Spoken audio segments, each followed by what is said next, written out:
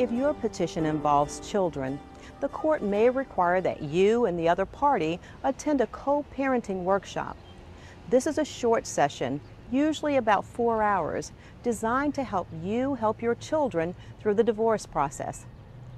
You and the other party may not agree on one other single thing, but one thing you can agree on is a common goal of creating a healthy, happy home life for your children. There will be a fee for this workshop, but if you fall within certain income guidelines, you may qualify for a reduced rate.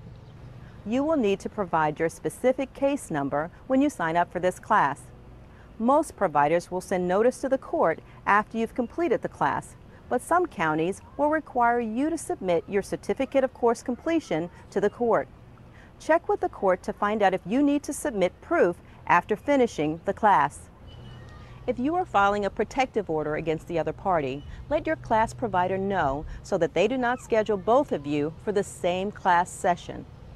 Some courts require parties to complete work on the following websites: www.uptoparents.org for parents seeking a divorce, or www.proudtoparent.org for unmarried parents in paternity cases.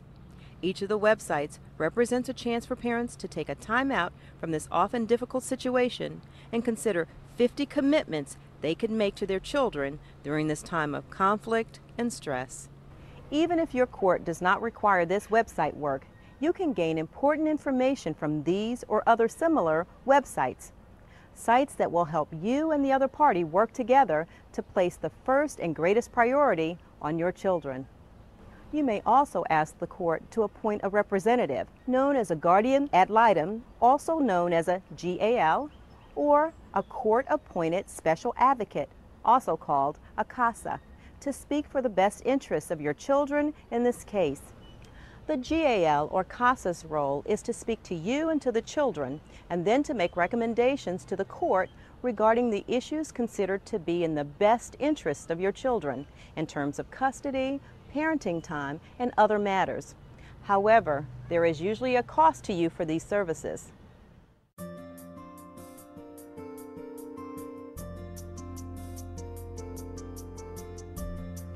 Having a judge make decisions about the time you will spend with your children can be very stressful.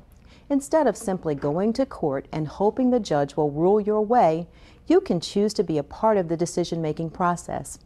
Mediation and other forms of alternative dispute resolution, or ADR, involve a specially trained, neutral third party who will help you work out an agreement without going to court.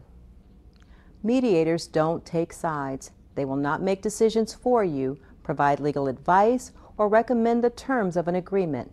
It's the mediator's job to help you reach solutions that both sides can live with. You have nothing to lose by trying mediation or other forms of ADR. If you can't reach an agreement, you can still go to court and have the judge decide. Mediators and facilitators charge for their services, but many counties have programs to provide these services at little or no cost to you. Ask the court if they have one of these programs or if there is a list of mediators who are willing to take cases at a reduced cost. You and the other party are in the best position to know what works best for you and your children. Mediation and other forms of ADR help you participate in the decision-making. The solutions you come up with together are more likely to avoid conflict in the future.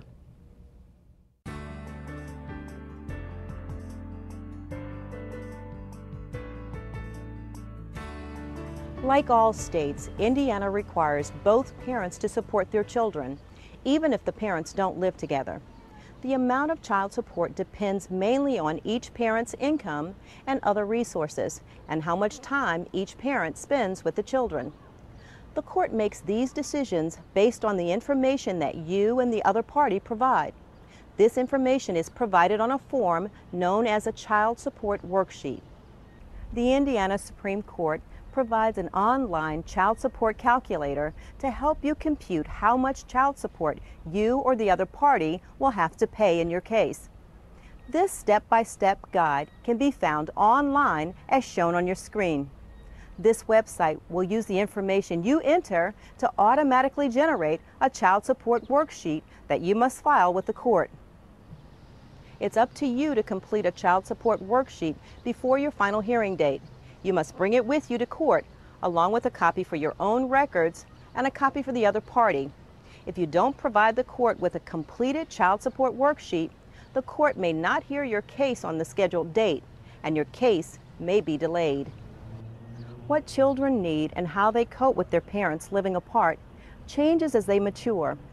Keep this in mind as you plan for the time you and the other party will spend with your children. The court refers to this as parenting time. Try to be flexible and build a parenting time agreement that meets the needs of your children and your family situation. The Indiana Parenting Time Guidelines are designed to help parents and courts put together parenting plans that are in the child's best interest. Remember that the guidelines set forth the minimum time a parent should keep regular and meaningful contact with a child. Scheduling parenting time can be difficult when two separate households are involved. It will take effort and communication between both parents. Even if you and the other parent cannot agree on anything else, a little give and take on parenting time arrangements can mean a lot to your children.